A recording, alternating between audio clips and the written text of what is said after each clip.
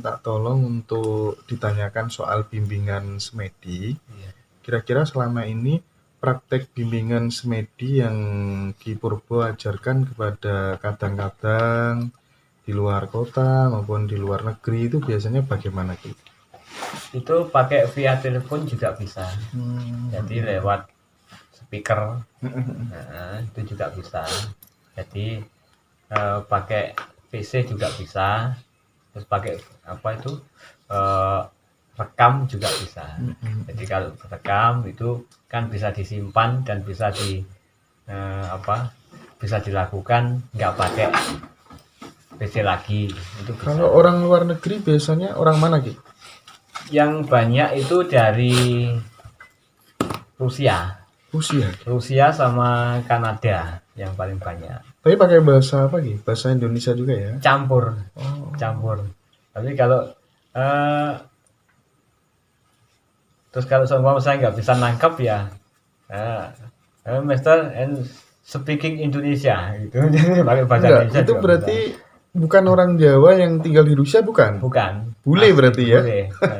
Terus kemarin ini beberapa hari ini juga sudah 1 bulan. 1 bulan ini juga melayani khusus dari Singapura sama Filipina. Itu apa, Ki? Itu sama bimbingan semedi juga.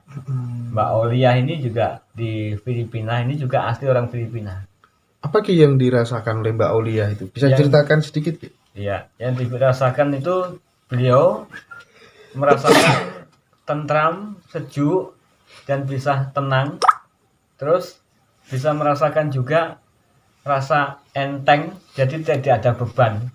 Hanya satu fokusnya ke cahaya Tuhan, katanya gitu. Lalu beliau mengatakan cahaya Tuhan. Memang keyakinan Kristen, jadi cahaya Tuhan. Saya selama dibimbing Ki Purbo merasakan cahaya Tuhan di dalam jiwa saya. Saya bisa tenang dan bisa tentram, bisa merasakan kedamaian dan bisa merasakan pokoknya seluruh ini enteng tanpa beban. Gitu. Kalau boleh tahu, ketika pas melakukan proses bimbingan semedi itu, apakah kemudian teman-teman yang dari luar negeri itu juga disuruh untuk menyalakan dupa atau apa gitu? Nah, atau tidak harus? Itu tidak harus. Tidak harus. Ya, tidak harus. Jadi tanpa keterpaksaan. Jadi kalau meditasi itu sesuai dengan keyakinan masing-masing. Jadi ada yang menyalakan dupa, ada yang tidak. Tapi alangkah lebih baiknya itu menyalakan dupa. Sebab apa? Aroma wewangian itu sangat menunjang di dalam meditasi. Gitu. Tapi kalau dari Malaysia itu biasanya tanya dulu, kita pakai dupa apa tidak? Ya monggo kerso, gitu. Jadi tidak ada suatu keharusan. Tapi kalau saya pribadi memang identik, saya orang Jawa, yang saya anut pahaman Jawi, ya harus pakai aroma dupa yang seperti di Sanggar sama yang di sana, Mas. Berapa jam, Ki, sekali bimbingan gitu biasanya, atau berapa menit, Ki? Sekali bimbingan itu 15 menit sampai 20. Oh, 15 sampai 20. Ya, nanti kalau seumpama kita terus, saya hanya nurutin aja. Jadi gitu. Karena ini banyak nanti kemungkinan yang minta, barangkali harus harus didaftar, 1 hari cukup berapa orang gitu aja. Iya.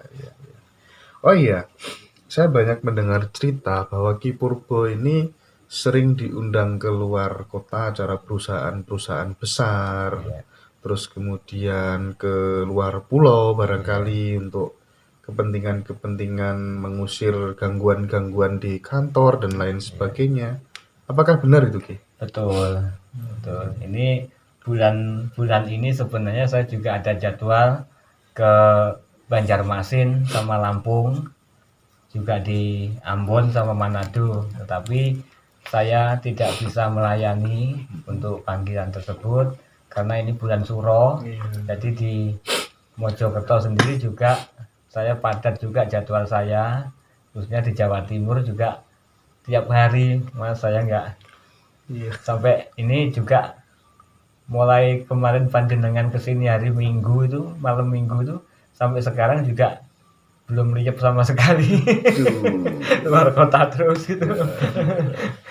Ini tadi Pak Gatot juga tahu beliaunya datang, ini banyak orang di sini. Terus lagi teman-teman yang dari luar kota juga, dari Sidoarjo, dari Pasuruan, dan dari Surabaya. Terus akhirnya Pak Gatot jangan pulang dulu, nanti ada teman-teman yang mau live juga gitu. Oh nggih, monggo. Itu kebanyakan sebenarnya acara apa sih? Ya, Musir-musir apa gitu? kalau menetral itu mayoritas, kalau saya dipanggil ke sana, ke luar pulau, ke luar kota, ke luar provinsi, itu kebanyakan ya untuk mengusir, bukan mengusir, tetapi menetral. Jadi menetral itu Menetralkan. menetralkan. Semua itu punya hak untuk tinggal. Iya. Jadi makhluk gaib itu semua berhak untuk tinggal di tempat itu, sama seperti kita. Mengapa kita ganggu, kita usir? Tidak usah diusir, yang penting dilus. Jadi kita netral, maksudnya netral itu dilus. Lengger utawa nduk utawa Kang Mas utawa Pak D, nyuwun sewu nggih, mumpun ganggu gawe wonten mriki. Nyai danyang kaki danyang. Nah, itu yang penting. Gitu. Mohon dengan bantuan panjenengan lumantar daya gaib panjenengan supaya bisa bantu para putra wayah ingkang sami-sami gesang wonten mriki saged gesang sami-sami pun ngantos wonten rewidu. Lah ngoten, jadi niku maksude supaya mboten ganggu. Jadi dijawab diasi lah. Karemenane napa engko mangke disajeni. Ngoten. Nah niku untuk menetral. Terus lagi juga ada untuk sikap dan pengamanan. Kalau orang disebut tumbal, itu mesti orang takut. Wah, tumbal. Nah, tumbal mesti gowo apa? Gowo korban katanya gitu. Enggak. Tumbal keselamatan itu untuk kantor, perusahaan itu supaya apa? Pagar keselamatan. Jadi kayak yang jin atau setan atau dedemit yang di sana itu yang sangat angker, kalau seumpama dibacakan doa nggak bisa, itu mesti ada kintilannya ataupun apa, seumpama gitu kesenangannya apa, dan lagi tangguhnya itu supaya apa, lebih tua, daya energinya itu lebih tua tumbal ini daripada yang bermukim di situ itu. Jadi supaya bisa sama-sama lerem gitu. Berarti pendekatannya tetap kasih sayang ya, Ki? Tetap kasih sayang. Tapi meskipun demikian, apakah kemudian di dalam tempo waktu tertentu sempat ada perlawanan, Ki? Kalau yang saya alami selama ini ya perlawanan itu sangat kecil. Sebab apa? Saya tidak pernah melawan. Jadi saya walaupun ada serangan apa aja itu tetap masuk. Jadi kayak Bruce gitu. Selama ini prosentase keberhasilannya berapa persen, Ki? Kalau saya tidak persentase keberhasilannya, ya puji syukur semua itu mengatakan juga merasakan bahwasanya hasilnya itu lebih dari 75%. Gitu. Tidak pernah ada efek-efek negatif pasca melakukan penetralan seperti itu? Kalau efeknya itu mesti ada, Mas. Ada ya? Ada. Jadi setiap mengerjakan tuh mesti ada efeknya. Tapi ya puji Tuhan, puji syukur kepada Yang Maha Kuasa, selama ini saya juga tetap dilindungi oleh para leluhur, oleh para leluhur saya, leluhur Jawa dan Dat Yang Maha Kuasa. Puji syukur saya tetap diamankan dan tidak ada dampak, walaupun ada dampak kecil-kecil itu ya wajar gitu. Saking ngene, saumpamane wong tukang masak ya mesti kecipratan bumbu gitu. Mesti kena pedese meripat, kena bumbu lah, itu mesti. Jadi setiap pekerjaan apapun itu tetap kita mesti kena dampaknya gitu. Oh iya, Ki, ini yang menarik ketika di Tuban, Ki. Di salah satu perusahaan Saya dengar-dengar jenengan hingga tinggal di sana sampai lebih dari 1 bulan. Bisa diceritakan Ki? Iya. Meskipun tidak menyebut nama perusahaan secara langsung. Ya, dulu pernah juga di sana, di Tuban, di wilayah Tuban itu di beberapa kecamatan juga di Kabupaten Tuban. Itu saya dimintai tolong oleh suatu PT dan suatu kontraktor juga, jadi dari pemain kontraktor asing juga, untuk menetral suatu tempat yang sakral dan sangat gawat itu.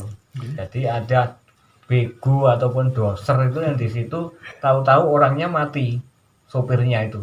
Nah, terus lagi dibongkar, sekarang besok ada lagi muncul, perwujudannya ya sama, nggak berubah gitu loh. Nah, terus akhirnya di sana saya dimintai tolong, ya saya jaga lingkungannya, jangan sampai sudah ini nggak usah nggak usah diganggu gugat, udah bebaskan aja ini untuk walaupun ini dari program perusahaan ini harus bersih, tapi semua kalau membawa bencana buat apa? Itu ikhlaskan aja, nanti kan ada gantinya. Itu Gitu ya. yang Itu arahan jenengan ya. Terus akhirnya dirawat juga, diuri-uri, dan ini akhirnya juga membawa ketentraman juga di situ, keselamatan, bisa proyeknya lancar. Asalnya proyeknya itu 2 tahun, itu dijalani cuma berapa? 1 tahun 7 bulan. Itu kan 2 tahun lebih gitu, segitu. Jadi dan lagi kecelakaan itu sangat kecil di sana. Jadi saya tumbali, saya pakai itu, terus akhirnya ada tempat yang gawat, saya netral, saya mohon kepada Yang Maha Kuasa, saya mohon kepada leluhur sana, Nyai Danyang Kaki Danyang Tuban, ya akhirnya ya puji syukur sampai sekarang ya aman-aman saja gitu. Sampai berapa bulan juga di sana? Saya sampai di sana itu lebih 1 tahun. Sampai ditawarin nikah orang sana ya? Iya, betul. Jadi dulu itu saya masih masih sedikit kuat lah. Jadi ya kelihatannya nggak kayak gini. Jadi dulu masih ini jenggot selalu bersih dulu tuh, walaupun ini dari dulu memang gini tapi selalu bersih, cuma rambut aja yang agak panjang gitu. Iya. Saya mendapatkan cerita teman saya di Jakarta itu